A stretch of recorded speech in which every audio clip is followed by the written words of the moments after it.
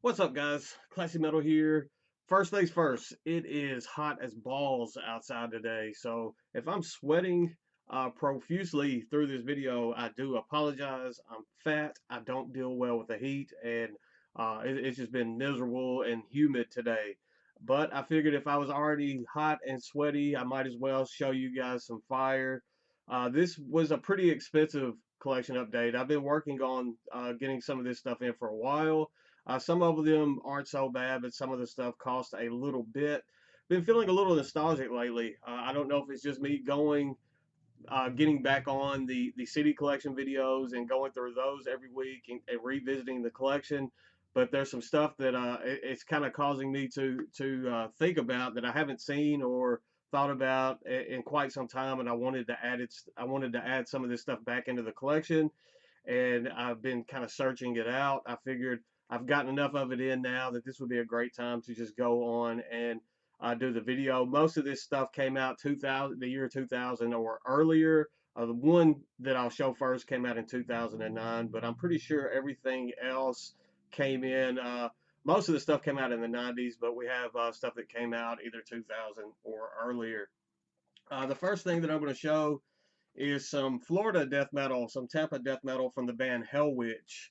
They had an album that came out, I think, in 1990, and I cannot pronounce the album title. It's something Miscreancy. It starts with an S, but Hellwitch is some phenomenal old school death metal. I picked up their 2009 album.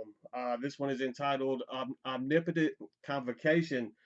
This was actually signed by Patrick Rainieri, I believe is how you pronounce his name. I'm sorry if I mispronounced your name. He had this actually for sale on eBay, so there's probably some more of these still on the eBay site. Apparently, he runs Darkest Soul Promotions as well. I saw this on there, and I figured I would go on and grab a copy because that debut full length is an absolute ripper, and this one is very very good as well.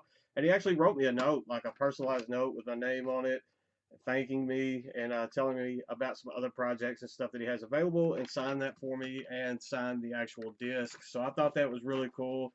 That's going to go up on my kind of motivation wall, and it's nice to have stuff like that. I really appreciate it when artists and labels and everybody take that little extra effort to personalize stuff like that and make buying physical media an experience on top of just receiving your disc. So that was pretty awesome. The album itself is really good as well. So glad to get that one in. The next two I'm going to show, love him or hate him, but this is some stuff that I was kind of led to from J Dog, Justin Horville, and over at Hell's Headbangers.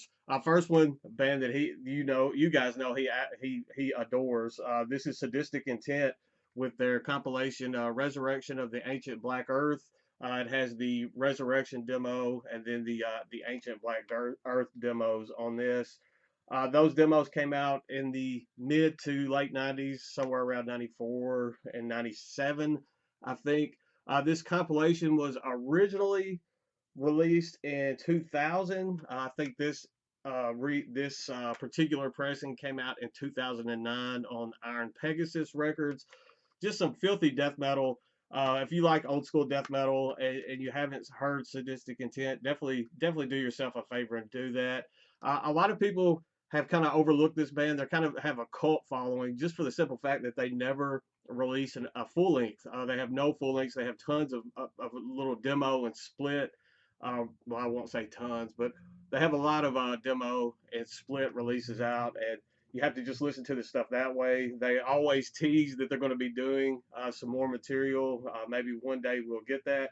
But it's just if you like old school death metal, definitely do yourself a favor and check this out. These guys are kind of masters at their craft on that one. So love him or hate him, the guy has some really good taste in music.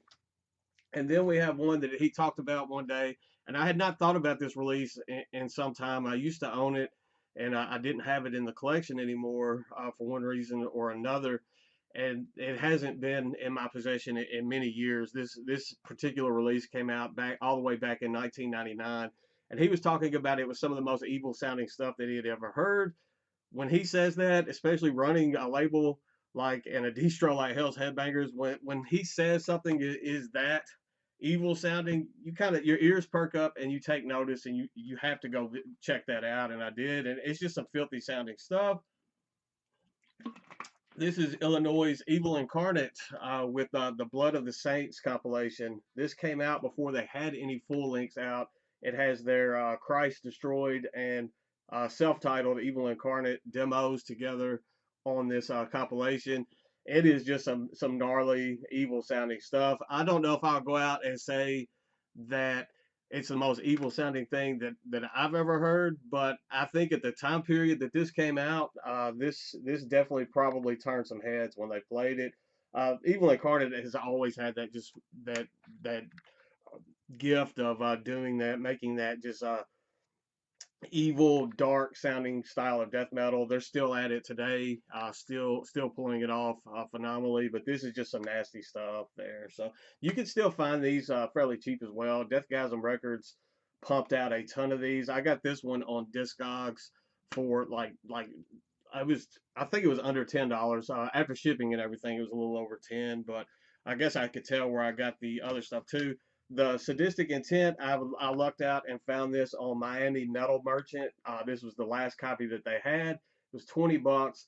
They were doing pre-orders. I don't know if they were getting another shipment in or not, but if you guys don't use the metaldetector.com website, definitely get on that, because you can find stuff so much easier than trying to hunt it down yourself. It hunts through. You just type in the artist and the album title, and it'll search thousands of distros for you. And if you're looking for something that's a little more off the beaten path, it's a tool that you can use to try to find something. You won't always find it on there, but it definitely helps in the search. Next up, we have a band out of Canada. I believe they're out of Toronto. This is kind of industrial death metal, and I don't know what led me to think about this band. This is another one you can find their albums fairly cheap if it's something that you want to check out. Usually industrial stuff I'm not super into, but this the way it leans into the death metal realm of things, and the way that they work these atmospherics, and even on the second album how they kind of make it doomy death metal. It's just a band that I really enjoyed. I think I enjoyed their second album a little bit more than the first. They only released two full lengths. I went ahead and picked both up though, and I remember listening to this band way back. They both came out in the 90s, the mid to late 90s, and I hadn't thought about this project in ages, and I honestly I don't know what led me to go pick these up. But one day I was just going, and sometimes that happens, especially when you're old as me. Something can trigger a memory or something, and you have no idea what the memory is, but the music or something that you were listening to at the time comes in your head. We have Inner Thoughts. This is their debut full length entitled Worldly Separation. This one's pretty good. It's just I think I like the second album a little bit better. This one was released in 1994 on Dwell Records. And if you like industrial music and death metal both, I think this would be one that would be up your alley. As I said, it leans more into that industrial side of things than the second album does, but it's still very good. I still do enjoy it. And then I picked up their second full length entitled Perspectives. This is an absolutely phenomenal release. It's still in the original case. This came out in 1996, and it was also released on Dwell Records. Usually, if I got something in like this and it was a little scuffed up on the actual case and the hype sticker, I would go on and swap out the case. But with it still being that original, and it being as old as it is now, going on almost 30 years, I gotta leave it in the original as long as I can. It's just the way it goes, and it's a phenomenal release. I do enjoy this one quite a bit. Hole punch there in the barcode, but that's not something that bothers me. I'm just glad to have it on a physical format. Next up, one I think nostalgia kind of clouded my judgment on this one. I had more fond memories. It's still it's still an okay album, but for some reason I just remembered it being better than it was. The sophomore release that I've had in my collection for quite some time, I enjoy quite a bit more, but it's still nice to have this one in the collection. This is Flesh Grind with Destined for Defilement. This originally came out in 1997. This is the 1999 Pavement music release. I scored this one on eBay. I don't think I paid a ton for this. There was a fairly recent reissue of this release as well, so that kind of dropped the price down of some of this older. But I just like the older presses. If I can get my hands on those, I tend to like having those a little bit more than the newer reissues, unless there's some kind of super special packaging or something going on. It's kind of brutal. If you're not familiar with Flesh Grind, kind of brutal death metal slash death grind. I guess kind of brutal death grind.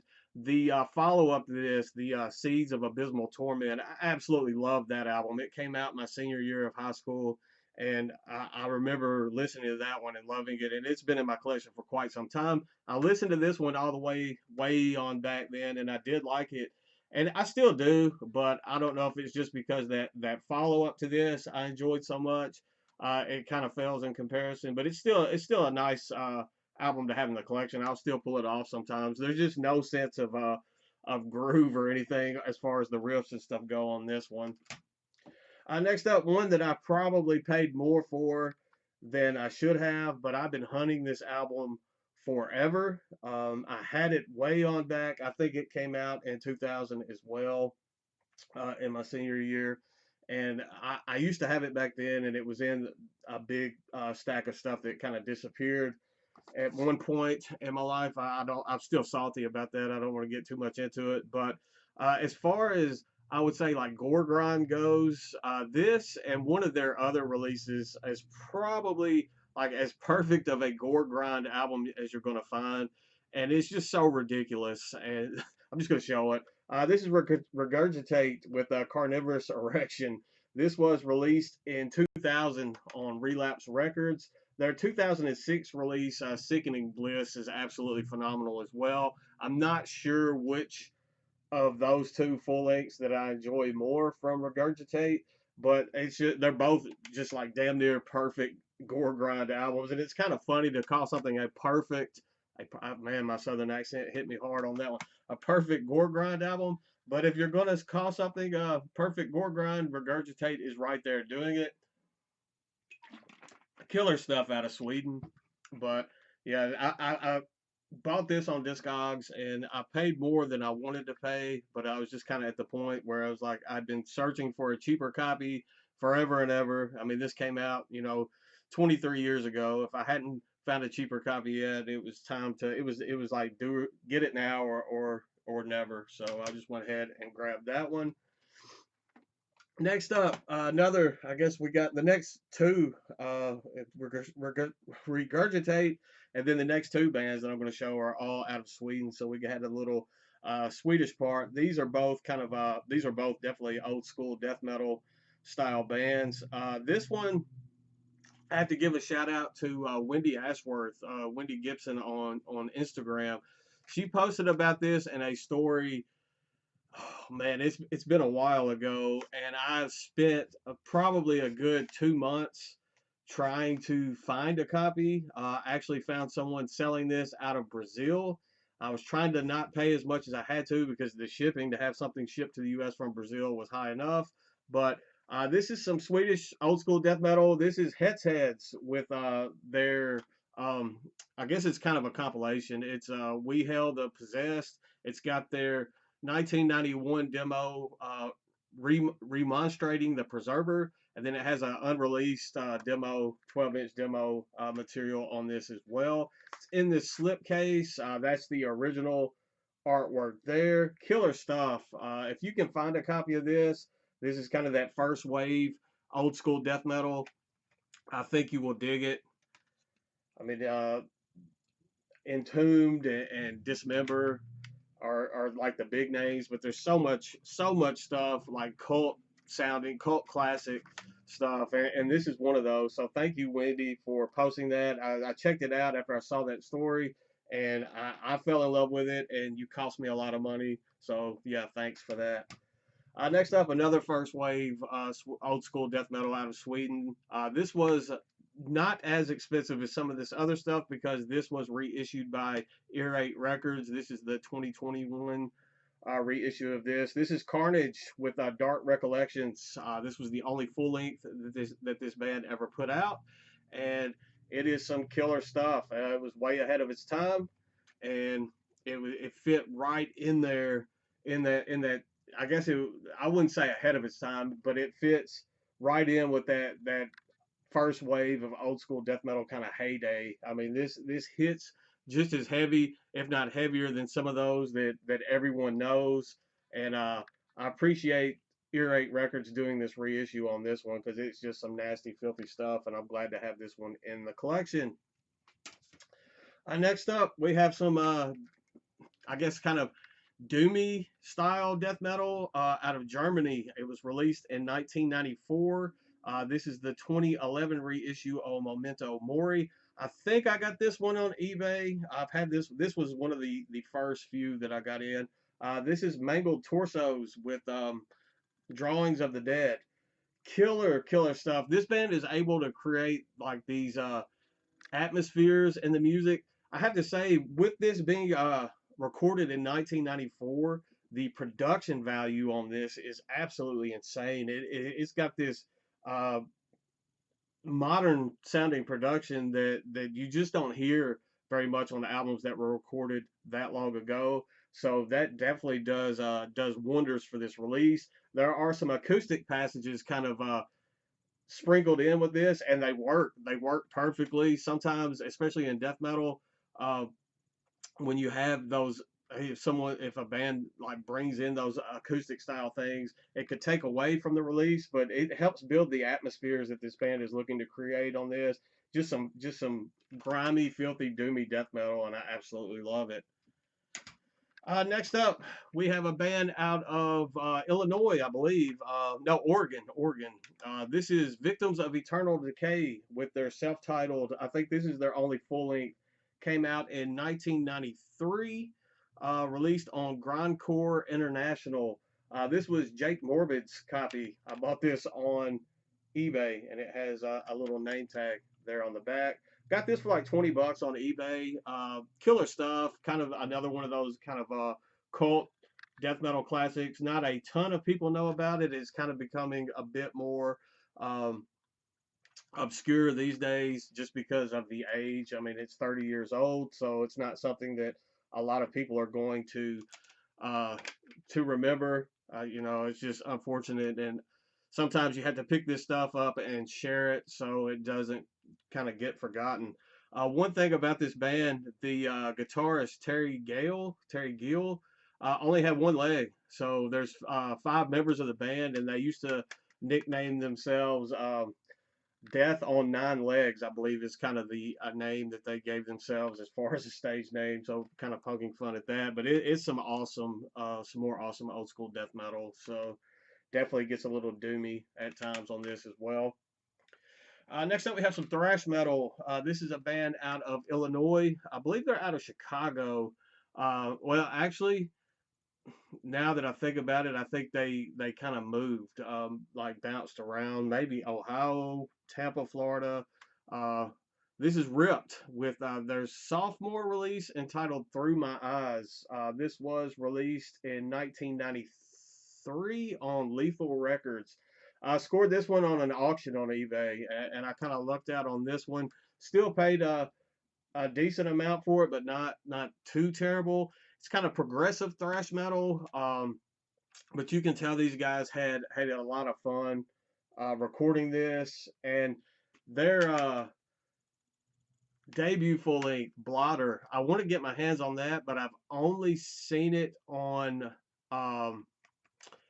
cassette, and at some point I may go grab that. But even the cassette of that is pretty pricey, so I'm hoping maybe one day it will get a CD treatment reissue. I guess we'll just have to see. I don't know how the rights are for that release and everything, but this is a killer release. If you're into that old school thrash, it's kind of got that crossover feel going on / progressive thrash. I think you'll dig this one. Not a lot of people. I don't see this one shared around just too terribly much, but definitely one that kind of just got buried. I guess I just kind of dug out of obscurity and I added to the collection there. So glad to have that. And then the last one I'm going to show in this video, this one is definitely a nostalgia purchase. I saw this band open for Gore in like 99 or 2000, and they are from not too terribly far from here. They're kind of thrash slash southern metal, so I know that would automatically turn some people off.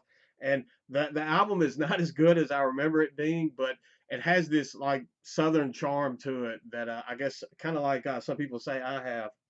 No, but it does have a little charm. I mean, there's a kind of a thrashy um, rendition of Freebird on here for what it's worth. But this is Disarray with a lesson in respect. And I mean, it's Southern metal. It's, you know, it is what it is. But just when I have a nostalgia purchase like this, I can listen to this and transport myself back to a concert I saw over 30 years ago. So, I mean, well, I guess not over 30, over 20 years ago. I'm not that old yet, but killer. I mean, it's fun. I'm not going to say killer stuff on this one. I mean, it's fun. It has memories tied to it, so that's always a fun thing. So, yeah, there's Disarray with a lesson in respect. That's all for this video. I still have a couple huge Paragon Records orders that I want to show you guys that have been sitting here, but I want to listen through all the stuff before I show it.